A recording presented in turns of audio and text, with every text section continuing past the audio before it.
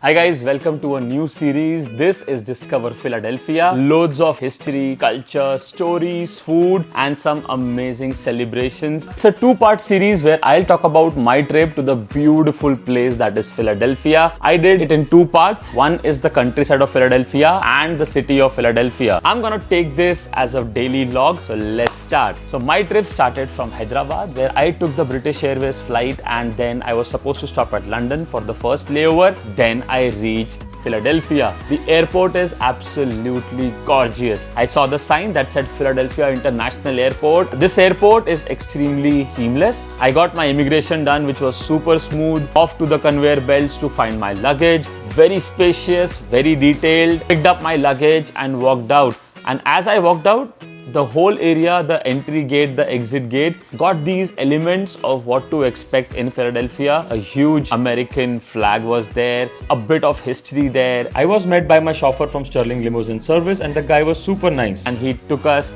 straight to the car, loaded the bags, and we were off to the countryside of Philadelphia, which is also known as America's garden capital because they have so many gardens all around. The area is fertile, lush green, perfect for a conservatory. A lot of unique plants and flowers and gardens are here. It's got greenery, farms, open lands, beautiful houses, and I kept driving by looking at everything like a kid.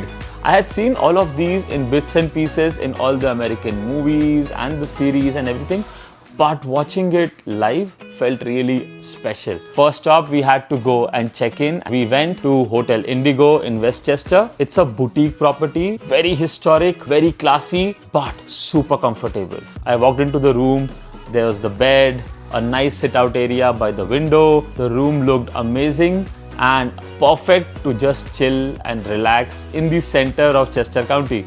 And we had to leave for the first stop, which was Winterthur, one of the highlights of the countryside of Philadelphia. The Winterthur Museum Gardens and Library, located in Winterthur, was founded by Henry Francis du Pont, a member of the prominent DuPont family, and opened to the public in 1951. The 175-room mansion is set amidst a 1,000-acre estate. The whole area felt so surreal, like you were living in a part of history and exploring all the different rooms that they had curated. So be it some historic art form from China, from the colonial era, from Europe, from even India. So this whole place gave that amazing historic vibe, and the way it has all been preserved is really special. At the museum, we also had like guides sitting in every room who would tell you some very important fun trivia about that room. I saw this one dining table where they said that the table setup is changed every season.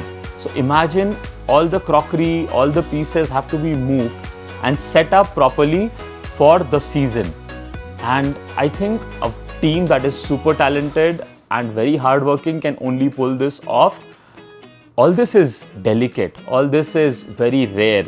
So kudos to the effort of the whole team that is maintaining the Winterthur Museum and Gardens. It's a place that you have to check out. Take your own slow time and it's beautiful. And I kept thinking, why haven't we seen this enough in Bollywood movies? It could easily be one of those rich houses with amazing lawns, landscapes, and just the whole vibe is very special. And then we went around walking to Kennett Square, which is like the central downtown area of the countryside of Philadelphia. You have rustic, old heritage buildings. I got to learn that Kennett Square is also called the mushroom capital of the world. This is where they grow like over 60% of the mushrooms for the United States. All the varieties that you can think of are available. And we decided to have our dinner at a very special place. It's called Portabello's. Chef Brett was there to assist us with what to order. I got this mushroom and cocotte. It's like sizzling hot pot of mushrooms and cheese with garlic. And the chef then recommended me to try out the stroganoff, short ribs and cremini mushrooms. So Portabello's is highly recommended. The next day was all about soaking in the vibes of the countryside of Philadelphia. And we went to Market Street Grill. It's an American diner. I walked in and I knew this was the right place for enjoying a heavy breakfast. The owners were super sweet. They let me check around to see the the kitchen. I got to see them making the hash browns, and I ordered a roll with the hash browns. The coffee came in this huge mug, and that's when I realized coffee is very different here. You don't have the options of choosing cappuccino, latte and mocha and all the other things that I'm used to. It was black coffee, came with a lot of whipped cream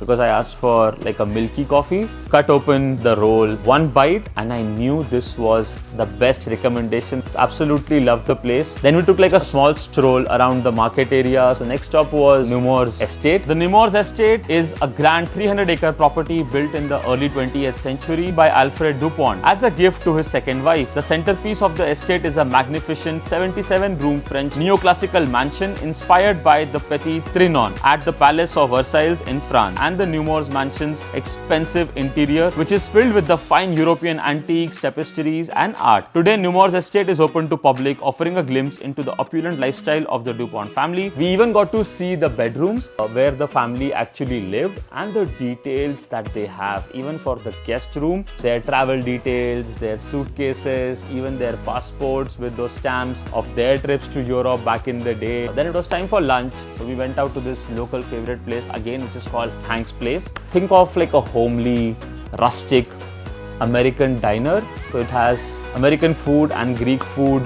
Then it was time for the biggest highlight, the grand showstopper evening plan for the countryside of Philadelphia, the Longwood Gardens. Longwood Gardens is one of the most premier display gardens in the world when it comes to the number of people who visit it every year, for the kind of shows they have, for the kind of experiences it gives, the food that they offer, and they have this very unique fireworks and fountain show which happens a couple of times a year, and we were lucky enough to catch it while on our visit. So we head to Longwood Gardens. We were assisted by our guides again, who gave us like all the details of how the gardens were planned, how the first tree was planted, how the trees are being protected, how it's more about conservation. Spanning over 1,100 acres of gardens, woodlands and meadows, founded by industrialist Pierre S. Du Pont in 1906, the gardens feature more than 10,000 plant varieties, stunning water features like the main fountain garden, and iconic spaces such as the Italian water garden and the Meadow Garden. Longwood is also known for its impressive glasshouse conservatory, musical fountain shows and seasonal events like the dazzling Christmas display. Today it continues to blend horticultural excellence, architectural beauty and innovative design. And then we hit off to 1906, which is a fine dining restaurant down below, which is known for like a garden to table concept. It's fresh, it's seasonal, and the attention to detail is amazing. Like I tried a few of the dishes and absolutely got bowled over by them. And then it was time